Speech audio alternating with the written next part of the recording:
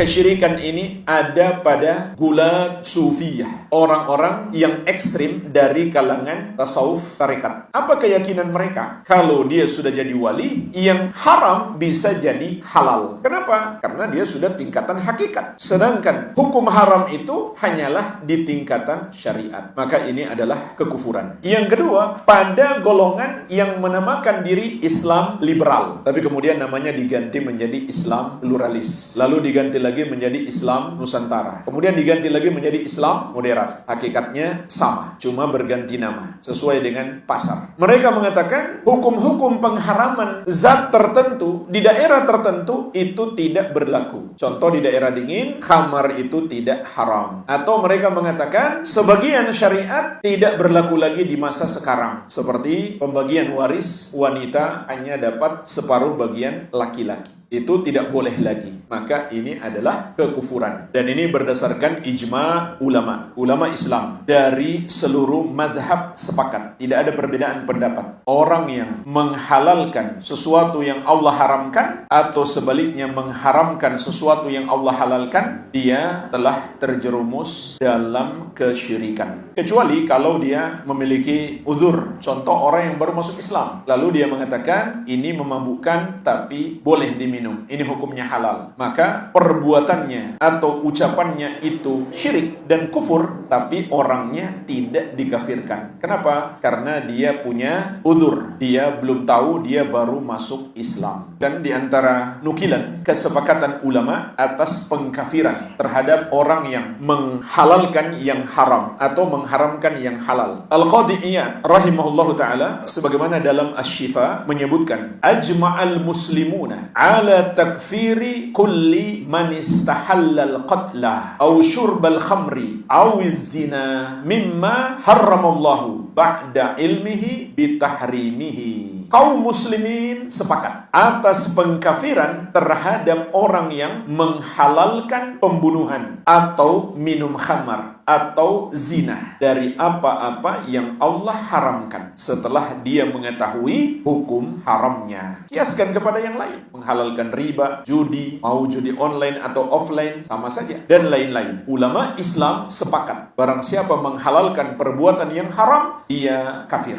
murtad, keluar dari Islam. Kemudian beliau berikan contoh kelompok-kelompok yang dahulu melakukan ini. Ka ashabil ibaha minal karamitah, seperti orang-orang yang menghalalkan perbuatan yang haram dari golongan al-karamitah. Ini adalah sekelompok orang Syiah. Wa ba'di gulati sufiyah, dan sebagian sufi ekstrim. Di zaman kita sekarang ditambah dengan golongan liberal. Imam Ibnu Qudamah rahimahullah berkata, wa man ittaqada hilla syai'in ujmi'a ala tahrimihi wa dhahara hukmuhu bainal muslimin wa zalati syubha fihi lin nususil waridah fihi kalahmil khinzir wa zina wa asba'i hadha mimma la khilafa fihi kafar. Barang siapa berkeyakinan halalnya sesuatu yang disepakati ulama atas keharamannya dan jelas hukumnya di tengah-tengah kaum muslimin. Contoh jemaah sekalian, yang jelas hukumnya di tengah-tengah kaum muslimin seperti zina. Contoh yang tidak jelas di tengah-tengah kaum muslimin seperti musik. Beda ya? Dan tidak ada lagi syubhat padanya karena banyaknya dalil-dalil tentang itu, seperti haramnya daging babi dan zina dan yang semisalnya yang tidak ada khilaf ulama atas keharamannya. Lalu dia bilang halal, maka dia kafir. Disebutkan oleh Syekhul Islam Ahmad bin Abdul Halim Al-Harrani rahimahullahu ta'ala sebagaimana dalam Majmu' Al-Fatawa, wal insan mata halal al-haram al-mujma' alaih au harram al-halal al-mujma' alaih au baddala al-syar'a al-mujma' alaih kana kafiran murtaddan bittifaqil fuqaha. Seseorang tatkala dia menghalalkan yang haram yang disepakati atas keharamannya atau mengharamkan yang halal yang disepakati atas kehalalannya atau mengganti syariat yang disepakati bahwa itu adalah syariat, maka dia kafir, murtad, keluar dari Islam berdasarkan kesepakatan para ulama. Tidak ada perbedaan pendapat ulama dalam masalah ini. Al-Amwah menemani ibadahmu juga hijrahmu.